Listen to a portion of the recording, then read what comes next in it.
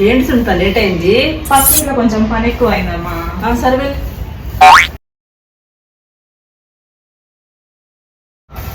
ఇక్కడ ఉక్కేస్తావా? సరే ఓకే.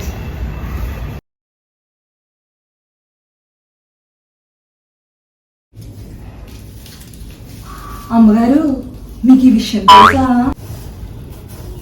ఏంటి? మన పక్కింటి వరలక్ష్మమ్మ గారు లేరు, వాళ్ళ అబ్బాయి ఎవరో తెల్ల పిల్లని తీసుకుని వచ్చాడంట, నేరుగా పెళ్లి చేసుకుని వచ్చాడంట తెలుసా? అవునా? అవునమ్మా అవునమ్మా. ఇంకో విషయం తెలుసా మీకు? మన 2వ ఫ్లోర్లో సుబ్బయ్య అమ్మ గారు లేరు, ఆవిడకి అస్సలు ఆరోగ్యం బాగోట్లేదంట. మీ ఆస్తి అంతా ఎవరు తింటారో ఏంటో. పోనీ ఆస్తి నీకే రాసిమన్నవే. ఊరుకోండమ్మా మీరు మరీను.